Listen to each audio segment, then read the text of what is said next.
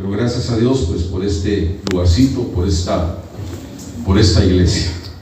Abran sus Biblias en el libro de Apocalipsis. Quiero que leamos dos porciones, una en Apocalipsis y otra en Colosenses. Apocalipsis 4:11. Dice la palabra de Dios: Señor, digno eres de recibir gloria y honra y virtud, porque tú creaste todas las cosas y por tu voluntad tienen ser y fueron creadas. Capítulo 1 de Colosenses y versículo 16. Porque por él fueron creadas todas las cosas que están en los cielos y que están en la tierra, visibles e invisibles, sean tronos, sean dominios, sean principados, sean potestades. Todo fue creado por él y para él. Gloria a Dios. Como la Biblia hasta le enseña a uno gramática, ¿verdad?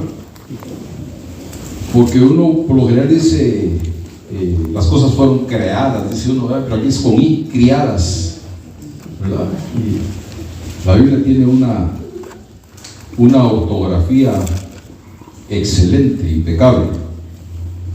Si usted quiere aprender ortografía, lea la Biblia. Bueno, ¿por qué leí estos versículos? A mí, en alguna ocasión, se me vino a la mente, no sé si a ustedes también les ha pasado esto, una pregunta: ¿por qué es que existimos? ¿Por qué Dios nos creó? ¿Por qué Dios nos ha dado la vida? ¿Por qué Dios nos puso en este mundo? ¿Cuál fue la razón? ¿Cuál fue el propósito de Dios? El darnos la vida, el darnos la existencia. Y se me vino una palabrita nada más: Dios nos creó para su deleite. Pero cuando digo que Dios nos creó para su deleite, no me estoy refiriendo y no significa que fuimos creados para entretener a Dios, y que tampoco fuimos creados para darle un pasatiempo porque Dios estaba aburrido. El que Dios nos haya creado, hermanos, tiene sus propósitos. Hay un propósito, hay un fin por el cual Dios nos dio la vida. Dios no nos puso en este mundo para que nos hagamos millonarios, para que nos hagamos ricos. No nos puso para que hagamos riquezas. No, ese es el propósito de Dios. Mucho menos Dios nos crió para pecar, para rebelarnos en contra de Él. El propósito de Dios al darnos la existencia y al habernos criado es muy diferente y muy distinto. Dios es un Dios creativo y es un Dios que le gusta crear, ¿no? Él le agrada tener otros seres con quien Él pueda compartir, con quien Él pueda mantener una relación pues de amistad, ¿no? Y fuimos creados con propósitos bien definidos de parte de Dios. Dice la Biblia que fuimos creados a la imagen y semejanza de Dios. Capítulo 1 y versículo 27 de Génesis. Y esta semejanza que Dios puso en nosotros, también, hermanos, nos ha capacitado a que nos podamos relacionar con los demás y que podamos entablar una amistad con los demás, porque prácticamente eso fue lo que Dios, hermanos, el propósito de Dios al crearnos, tener una amistad con nosotros. Nosotros tenemos de parte de Dios, hermanos, la habilidad de conocerlo a Él y por tanto amarlo, adorarlo, servirle y tener pues una comunión con Él. Vuelvo a repetir, Dios no nos hizo, hermanos, para que anduviéramos en nuestros caminos, sino para hacer su voluntad. Dios no nos creó porque nos necesitaba. Él no necesitaba de nosotros. Él, por ser Dios, no necesita absolutamente de nada. Él es Dios.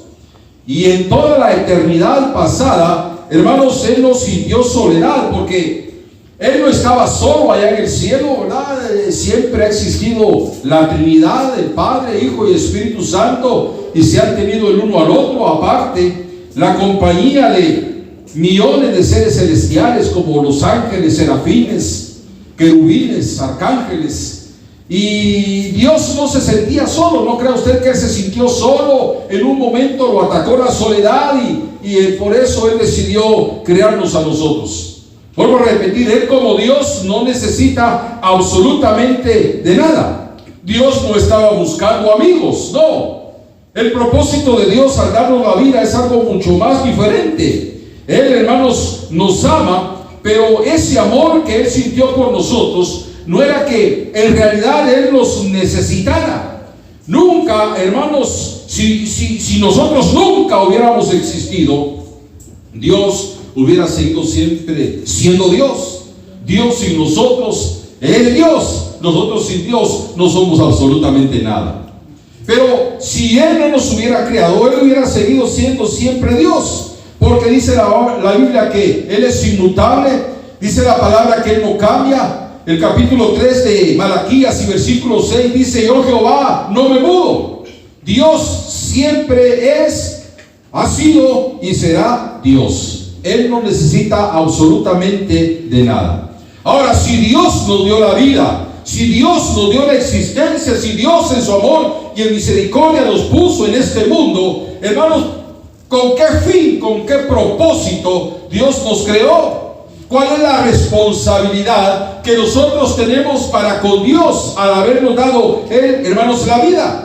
Pues nuestra responsabilidad y el propósito de Dios al habernos creado es que nosotros le honremos, que nosotros le demos la gloria, que nosotros, hermanos, seamos su deleite, que nosotros, hermanos, obedezcamos su palabra y que nos entreguemos a su voluntad.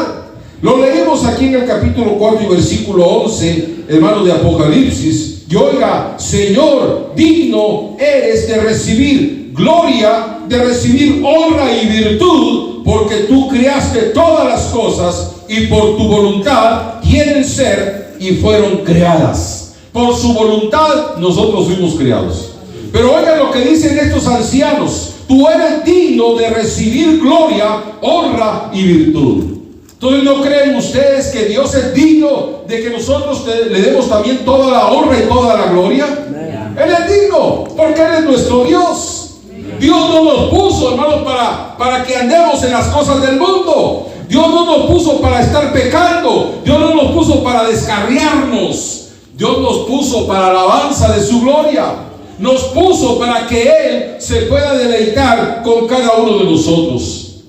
En que nosotros nos reunamos en este lugar, en que nosotros nos reunamos aquí para alabar, hermanos, el nombre de nuestro Dios. Esa es parte de nuestra adoración.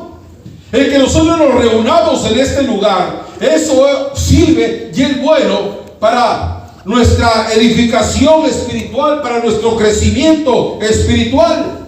Pero la verdadera adoración que nosotros le tenemos que rendir a Dios es mucho más profunda. Porque en la verdadera adoración, hermanos, está incluido todo lo que es nuestra vida. No crean ustedes que la adoración es venir a cantar, ¿verdad? Que suenen los instrumentos y que cuando se terminan los instrumentos, cuando se acaba el cántico, la adoración terminó. No, la adoración tiene que incluir, hermanos, toda nuestra vida y las 24 horas del día, los 7 días a la semana. Agradar a Dios, obedecer a Dios, amar a Dios, hermanos, y temer a Dios, eso es sinónimo de adoración. Cuando una persona adora a Dios, pues es una persona que teme a Dios, es una persona que, hermanos, obedece a Dios, es una persona que, hermanos, una persona en la cual Dios se deleita en ella. Por eso dice el Salmo, hay un salmo tan precioso que dice, es el Salmo 147, versículo 11, que Dios se complace. Oiga, que Dios se complace en los que le temen.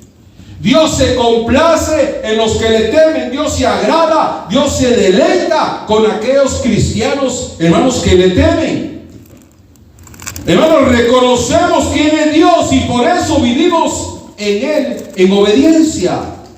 El verdadero cristiano que adora a Dios, el verdadero cristiano que sabe claramente cuál es el propósito por el cual Dios lo puso en este lugar, es un cristiano que le obedece, es un cristiano que se somete a toda a su voluntad. Y fíjense que hay algo tan precioso, que toda acción que nosotros hacemos durante el día se convierte en adoración. El que usted coma, el que usted, hermano, trabaje, si usted respira, lo que ve, hermano, lo que oye, todo eso tiene que formar parte de nuestra adoración. Porque dice el apóstol Pablo, 1 Corintios capítulo 10 y versículo 31, si pues coméis y bebéis, y dice, o hacéis otra cosa, hacedlo todo para la gloria de Dios. Cuando usted está sentado en su mesa, comiendo, ingiriendo sus alimentos, ahí alabe y glorifique a Dios, porque Dios le dio esa comida. Porque Dios tuvo ese cuidado, que esa provisión no faltara. Cuando usted esté trabajando, aunque el trabajo sea pesado, dele gracias a Dios y glorifique a Dios, porque Dios le dio ese trabajo. Que tanta gente anda en la calle, hermano. Yo he visto gente bien, pues, no vestida así como homeless, así como por dioseros, gente que anda más o menos vestida y pidiendo dinero. Porque no es gente que anda en drogas, no es gente que anda en vicios, sino que es gente que simplemente ha buscado trabajo y no lo consigue. Pero el tener un trabajo es para darle gloria a Dios. Yo les he dicho, es mejor que usted venga a la iglesia cansado de trabajar y no cansado de buscar trabajo. Entonces, cuando estemos en el trabajo, glorifiquemos a Dios, porque ese trabajo lo dio Dios. Entonces dice el apóstol Pablo, si coméis o bebéis o hacéis cualquier cosa, hacedlo para la gloria de Dios. Entonces todo lo que hacemos durante el día, todo nuestro accionar durante el día, todo esto tiene que adorar y glorificar el nombre de nuestro Dios. Si nosotros no estamos adorando a Dios, entonces, hermanos, automáticamente nuestra vida busca sustitutos. Y cuando no adoramos a Dios, empezamos a ver la manera de cómo agradamos a los demás. Si nosotros no, hermanos, alabamos a Dios, entonces, hermanos, ¿qué es lo que pasa? Sucede que a veces nos empezamos a alabar a nosotros mismos, empezamos a vernos a nosotros mismos, nuestro ego empieza a hincharse, ponemos nuestra mirada en los demás, en otras personas, y nos desenfocamos, hermanos, de poner nuestra mirada en Dios. Nuestra adoración a Dios tiene que ser las 24 horas del día. Y fíjense ustedes que la adoración tiene que ser un estilo de vida. Cuando Israel, hermanos, adoraba a Dios en el Antiguo Testamento, fíjense que lo hacía de una forma externa. ¿Por qué? Porque agarraban a un corderito, a una ovejita, agarraban unas palomitas, el más pobre, la llevaban al sacerdote. El sacerdote sacrificaba aquel animalito, ¿verdad?, a Dios. Y la sangre de aquel animalito justificaba, perdonaba al ofrendante, al que ofrecía. Entonces la adoración hacia Dios era externa. Y es más, había que hacerse en ciertos lugares específicos. No en cualquier lugar. Dios había establecido en el desierto el tabernáculo. Ya en Jerusalén Él estableció el templo. Ahí había que hacerse los sacrificios. Pero era algo que el ofrendante ofrecía, que no era de Él. Era algo externo que Él ofrecía. Pero cuando Cristo Jesús vino y murió y resucitó y Él envió a su Espíritu Santo, eso cambió por completo. En el capítulo 4 y versículo 23 del Evangelio de Juan, Jesús le dijo a la samaritana: porque los verdaderos adoradores adorarán al Padre en espíritu y en verdad. Hoy la adoración tiene que salir del corazón. Hoy la adoración a Dios tiene que salir desde las entrañas de nuestro ser. Ya no es algo externo, sino que es algo interno. No me estoy refiriendo, ni quiero que lo tomen a mal al decir esto, que Dios no se da cuenta o no se fija de lo externo. Claro que sí, pero conforme, o sea, como esté de afuera la persona, es como está de adentro, ¿verdad? O sea que la persona en su vivir en su vivir externo esté expresando lo que hay en el corazón. Pero la verdadera adoración el día de hoy es la que sale de lo profundo, hermanos, de nuestro corazón. Por eso, hermano, ese es el propósito de Dios al darnos la vida. Que vivamos en comunión con Él, que vivamos en amistad con Él, que no lo defraudemos, que no lo traicionemos yendo tras otros dioses. Y cuando me refiero a otros dioses, no me estoy refiriendo a esos dioses de palo, de hierro, de yeso. No, hay tantos dioses que pueden apartar nuestra adoración, hermanos, hacia nuestro Dios. Entonces el objetivo principal de nuestra vida tiene que ser complacer a Dios en todo, glorificarle y agradarle. Y esto únicamente se logra viviendo todos los días para Él. Esto únicamente se logra, hermanos, en las 24 horas del día viviendo para Él. Y no simplemente cuando nos reunimos aquí. Porque en las iglesias hay tanta gente que es santa aquí en la iglesia, ¿verdad? En las iglesias. Pero allá afuera el proceder es otro, ¿verdad? Su caminar es otro. Pero hermanos, yo les digo en esta tarde, y se lo digo por el Espíritu de Dios, que nuestro objetivo principal sea agradar a Dios, complacer a Dios, vivir para Dios. El secreto, hermanos, de una vida de adoración es hacer todo lo que hacemos como para el Señor, para la honra y gloria del Señor. Dice que David dijo unas palabras en el capítulo 34 de los Salmos y versículo 1. Y oigan las palabras de David: bendeciré a Jehová en todo tiempo, y su alabanza estará siempre en mi boca. Y hay esas dos palabras son claves. Bendeciré a Jehová en todo tiempo. Oiga, en todo tiempo. Y su alabanza será siempre en mi boca. Eso es vivir. Ese es tener un estilo de adoración. La gente en el mundo tiene su estilo para vivir, su estilo de vida. Yo trabajaba con un muchacho, bueno, ya era casado, ya era señor, y él era salvadoreño. Y a él lo que le gustaba era trabajar de lunes a viernes, pero ya el viernes en la noche empezaba a tomar. Y él mismo lo contaba. El día sábado que la familia quería salir por ahí a dar una vuelta, que los hijos querían salir, él les decía: no, váyanse ustedes. Y les daba dinero para que fueran a pasear, para que comieran, pero el gusto de él era sentarse en un sillón con sus cervezas a la par y ver deportes. Y él pasaba, el gusto de él era pasar tomando sábado, desde el viernes en la noche, sábado todo el día, domingo todo el día. Ya el lunes llegaba así medio crudo a trabajar. Pero eso él lo contaba, que eso era de todas las semanas. Ese era su estilo de vida. Hay gente que tiene su estilo de vida los fines de semana, ¿verdad? Irse a meter a los clubs, irse a meter a las pistas de baile, irse a hacer. Ese es el estilo de vida del mundo. Pero Dios no nos puso para eso. Dios nos puso para que Él se deleite con cada uno de nosotros. Mire, Dios nos ama sobre todas las cosas. Por eso dijo Dios, ¿verdad? El Señor dijo unas palabras, capítulo 3, versículo 17 de Malaquías. Él dijo: y serán para mí mi especial tesoro. Y serán para mí mi especial tesoro. O sea, Él nos ama por encima de todo, y Él espera que también nosotros lo amemos a Él por encima de todo. ¿Están escuchando en esta tarde?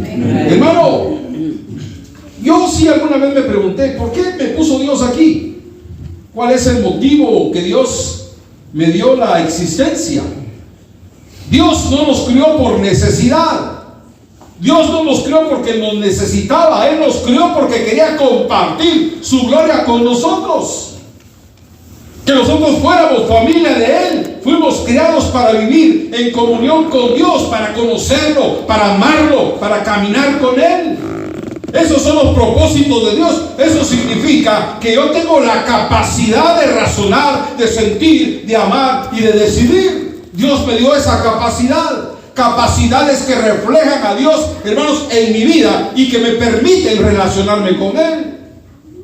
El propósito, hermanos, el propósito en esta vida es temporal, porque tarde o temprano, de una u otra manera, nos vamos a ir algún día de este lugar.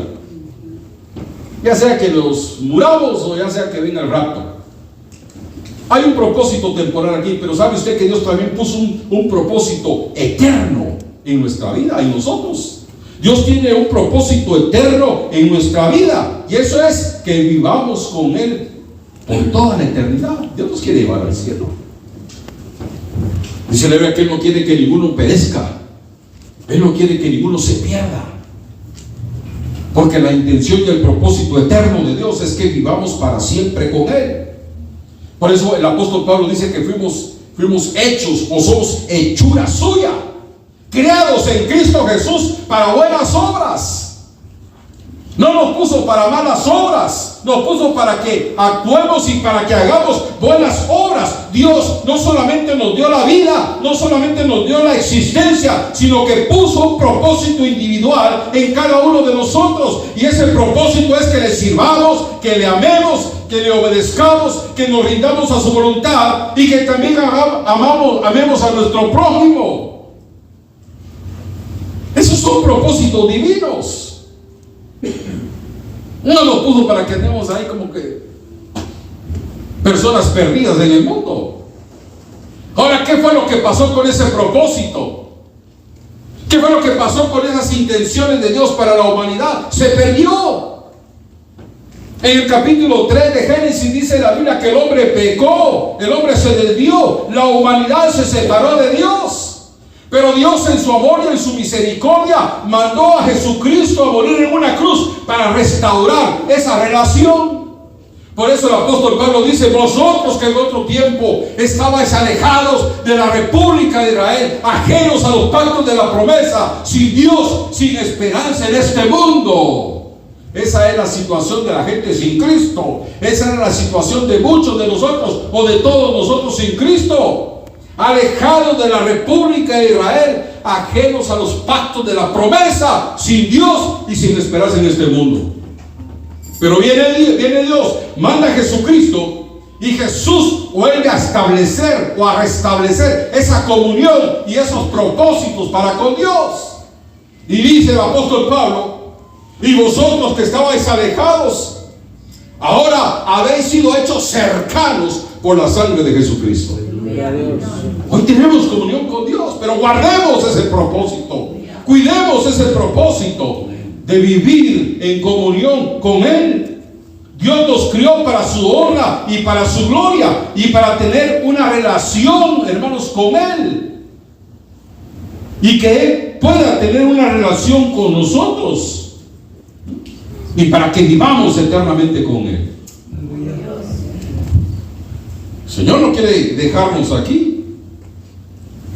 Fíjense que en toda la Biblia, no hay un solo versículo que trate la manera de establecer que Dios existe. No hay un solo versículo en toda la Biblia. La Biblia no trata la manera de dar a entender o de establecer que Dios existe. No, la Biblia da por sentado de que Dios existe. Y si Dios existe, entonces, hermano, es para que nosotros vivamos con Él, para que nosotros hablemos con Él y para que nosotros caminemos con Él todos los días. Ese es el propósito de Dios. ¿Para qué nos puso Dios aquí? Para que vivamos con Él, para que estemos en comunión con Él. No fuimos un accidente de la naturaleza. No aparecimos aquí por sorpresa. No aparecimos aquí por la buena o por la mala suerte. No somos el resultado de un proceso evolutivo. No, venimos de la mano de Dios. Dios pensó en nosotros antes de que naciéramos. Dice que ni habíamos nacido, ya nos conocía. Ya Dios sabía que yo iba a estar en esta tarde predicándoles. Dios ya sabía que ustedes iban a estar ahí sentados escuchando. Dios ya nos conocía. Por eso le dijo a Jeremías, al profeta Jeremías, en el capítulo 1 y versículo 5: antes de que te formase en el vientre, te conocí.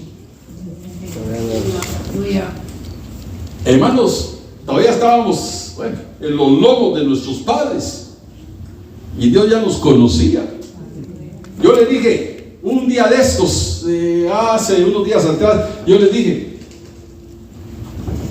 cuando su mamá estaba embarazada de usted, Dios ya nos estaba esperando.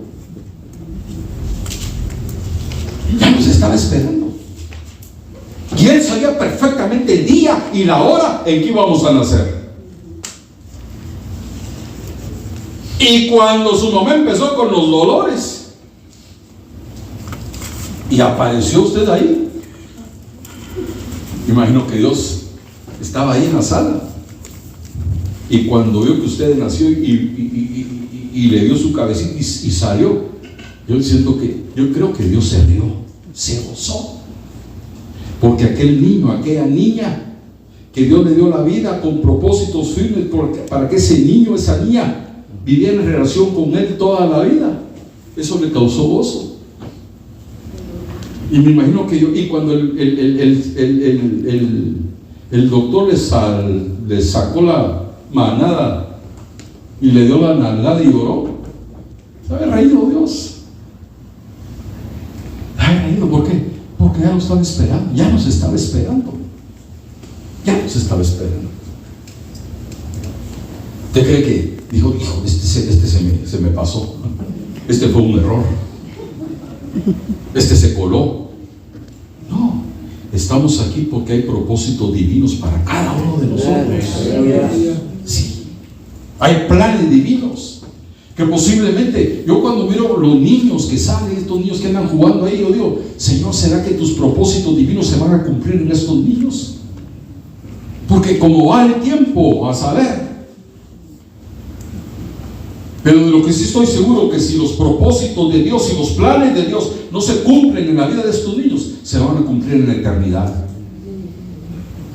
Porque hay propósitos para nosotros no solamente aquí en la tierra, sino que en el cielo también.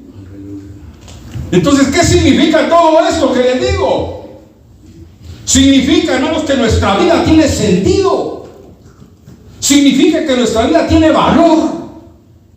Significa, hermanos, que Dios nos conoce mejor que cualquiera y que Él quiere lo mejor para cada uno de nosotros. Hermanos, no somos robots. Ya termino en esta tarde. No somos robots al servicio de Dios. No, somos seres, hermanos, que somos seres que nos tenemos que entregar de corazón a la voluntad de Dios. De corazón. Dios no fuerza a nadie. Y la verdadera entrega a Dios está en obedecer. En obedecer. En obedecer. Yo he oído muchas veces, ya terminé, he oído muchas veces que a mujeres que dicen, me casé, ¿verdad? Ahí me realicé en la vida porque me casé. Otros dicen, el día que nació mi hijo o mi hija, ahí fue la realización de mi vida. Otros, ¿verdad? El día que recibieron su diploma porque estudiaron, se sintieron realizados. Otros se sienten realizados cuando consiguen un trabajo bueno. Pero la verdadera realización está cuando uno le entrega todo su corazón a Dios. Esa es la verdadera realización de la vida. Porque hasta ahí podemos encontrar la plenitud de nuestra vida. Hasta ahí, en Cristo Jesús. ¿Para qué lo crió Dios? ¿Por qué es que usted existe? ¿Por qué es que Dios tuvo ese cuidado de hoy en la mañana despertarlo todavía? Para que vivamos con Él. Somos la familia de Dios. Somos la familia de Dios. Usted y yo somos familiares, ¿sabía usted, verdad? Somos familia, llevamos la misma sangre. Uno nació por allá, otro por allá, otro por allá, pero tenemos la misma sangre. La misma sangre. La sangre que nos redimió, la sangre que nos justificó, la sangre que nos lavó, la sangre de Cristo Jesús. Que Dios bendiga este mensaje y que Dios bendiga esta palabra. Amén.